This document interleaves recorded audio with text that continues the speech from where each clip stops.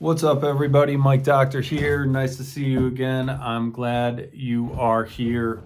I am the coach of one of the house basketball teams for the high school girls team, and we are reading Pound the Stone by Joshua Medcalf.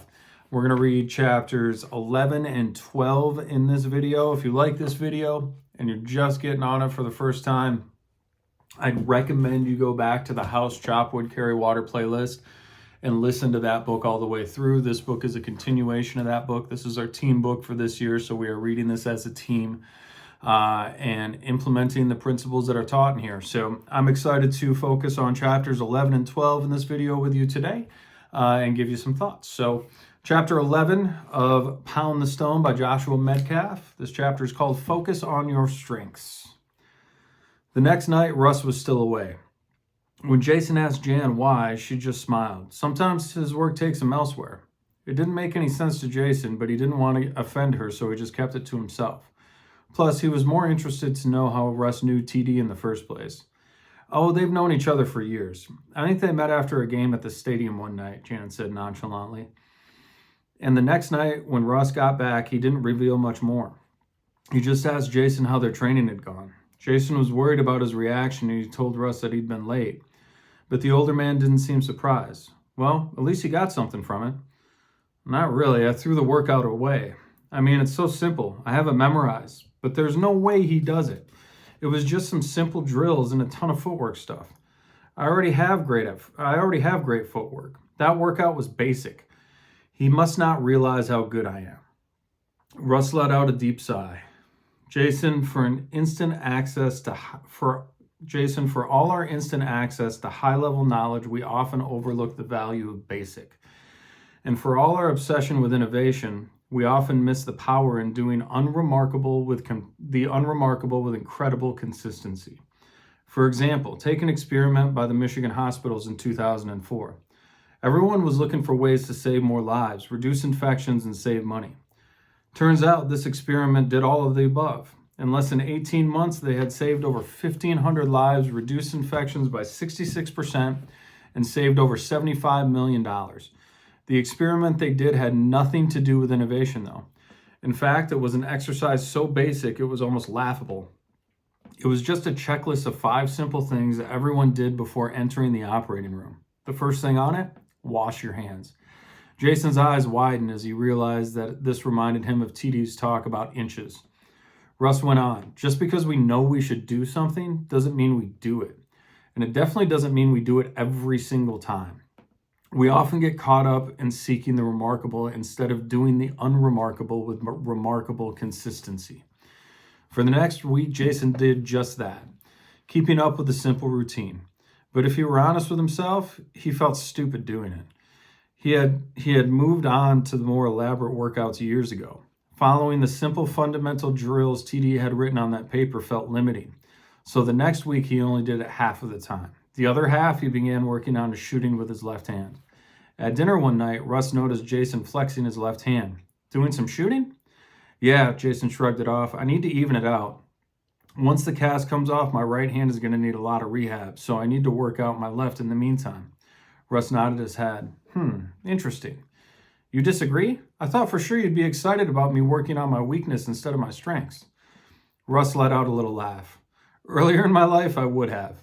But over time, I've become a bigger believer in the opposite. Going all in on your strengths. A researcher named Marcus Buckingham conducted interviews with thousands of his best business managers in the world. And what his research found is that you grow the most in the areas of your strengths.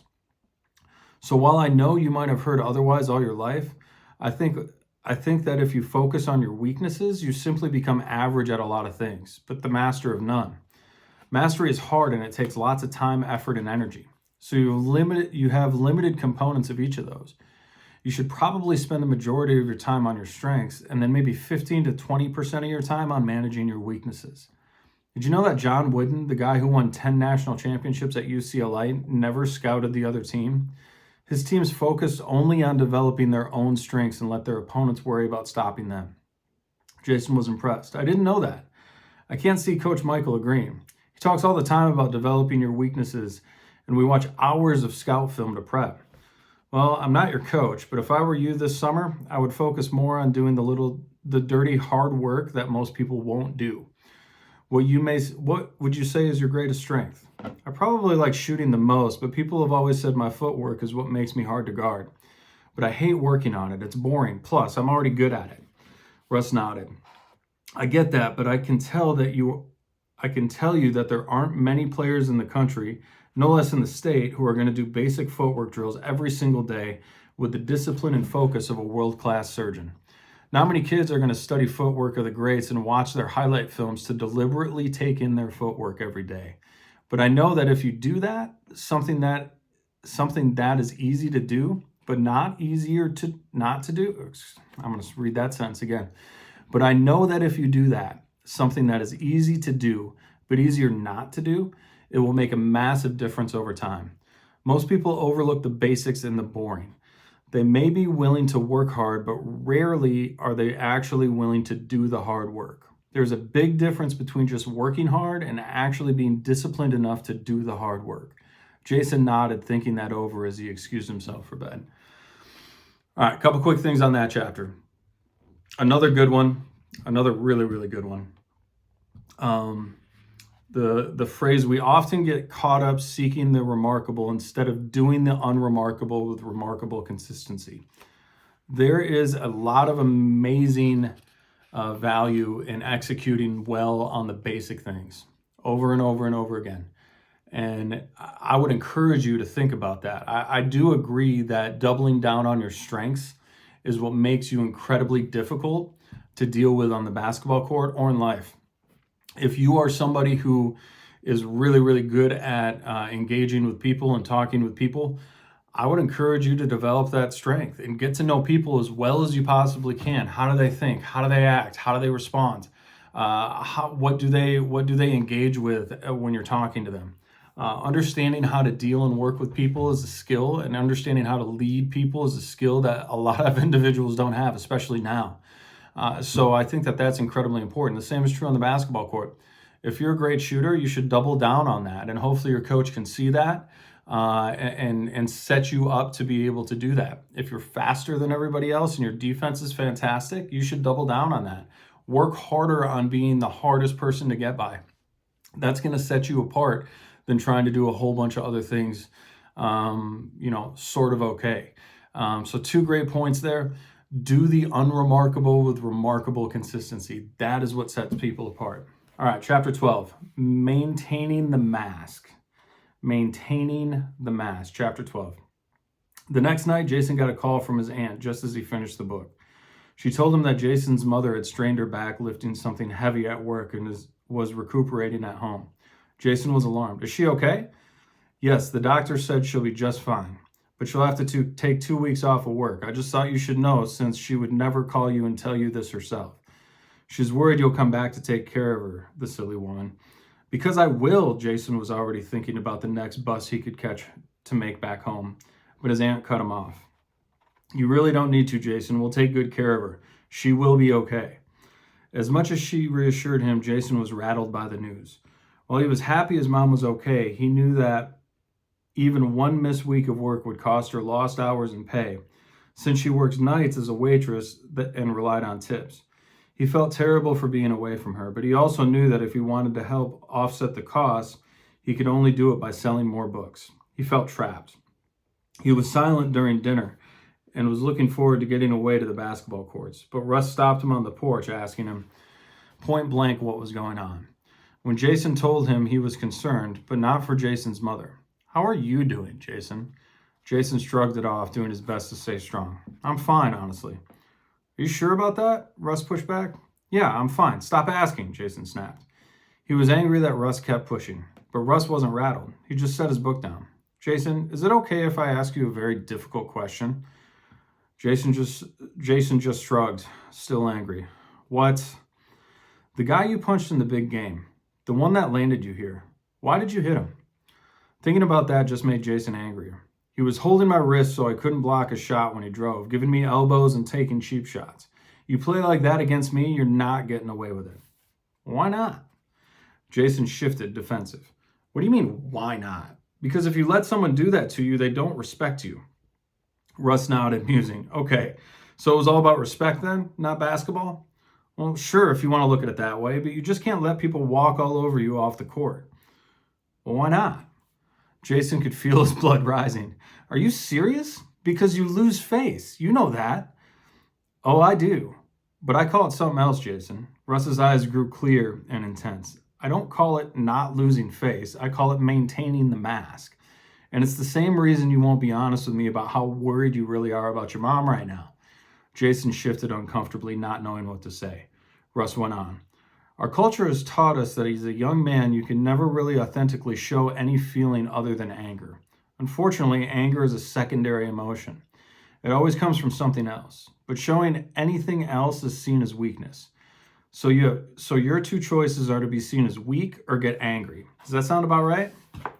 Jason nodded, thinking back to all the fights he'd been in and the anger that had pretty much always been a part of him. Russ continued, and you put that mask over it, and you fight to keep it in place. But here's the irony. Putting the mask over weakness doesn't make you strong, Jason. It just makes you a liar. Your conscience knows the difference, and it won't let you get away with it. And so over time, those lies tell you that the world about yourself, and so over time, those lies you tell the world about yourself become a prison. One that won't let you ever tell the truth about who you are and what you truly feel. But no one can stop themselves from feeling things. And if you can't let yourself talk about what you feel, it builds up inside you.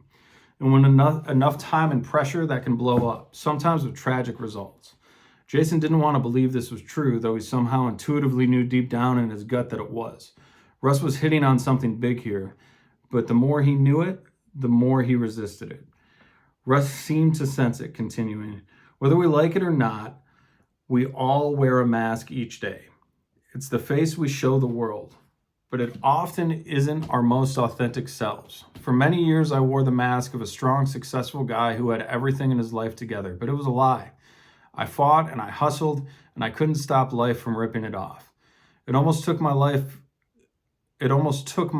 being taken from me to force me to throw my mask away and live my life authentically. Then, abruptly, his eyes locked with Jason. What mask do you wear, Jason? I don't know, Jason scoffed, shrugging it off. I don't really even think I have one. I just usually try to be myself, I guess. So no mask? Jason nodded, and Russ raised an eyebrow. Interesting. Can you tell me about your father? Jason froze up, something deep inside him snapping shut.